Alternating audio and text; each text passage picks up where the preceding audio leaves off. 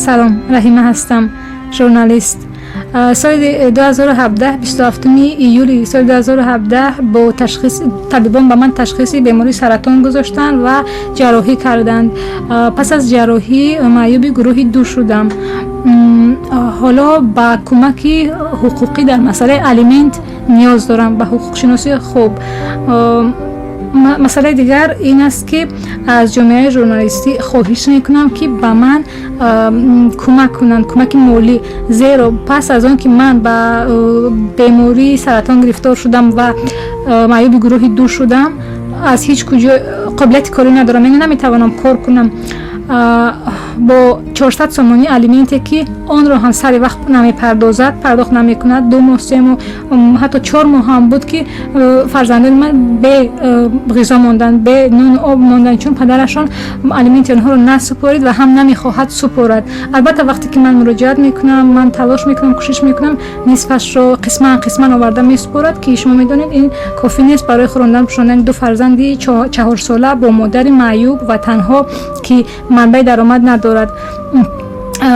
پس از جراحی هنوز هرچند 2 سال سپری شد ولی هنوزم پای جراحی پورا محکم نشده است. اینو به زبان طب میگویند لیگاتور نی سویش، سوراخی پس از جراحی که برای فسادبندی میگویند پریویس که برای فسادبندی به من لازم است بین، سپیرت، لیکاپلاستر، پخته، دستمال کاغذی خشک و تر، مز و هزار دارو و درمان دیگر. غیر از این طبیبان پس از جراحی به من کلاستوما گذاشتند. روده رو در بیرون شکم، این رو به زبان طب میگن کلاستوما. برای این یک دستگاه لازم است که نام دارد ابوتسل، خود کلاپریونیک هم میگویند. این ارزش دارد 120 سومانی و در 1 ماه هم نمیرسد. من 108 سومانی نفقه میگیرم که حتی برای مواد برای فسادبندی کافی نیست و برای دستگاهی ابوتسل هم کافی نیست. غیر از این من هر 6 ماه پس کمیسیای معیوبان را میگذارم، یعنی خیلی مصرف کلان در ماه دارم. 108 سومانی که نفقه میگیرم کافی نیست و الیمنتی هم که سری وقت نمیگیرم و 3-4 ماه و اونم قسما کافی نیست. خلاصه مجبور شدم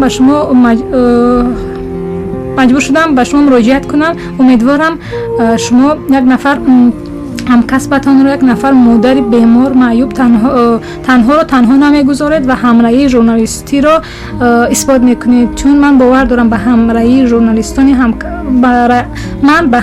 ژورنالیستان باور دارم. همکسبان عزیز، خدا از شما راضی باشد. تشکر که با من هستید و هیچ وقت تنتان درد را نبیند.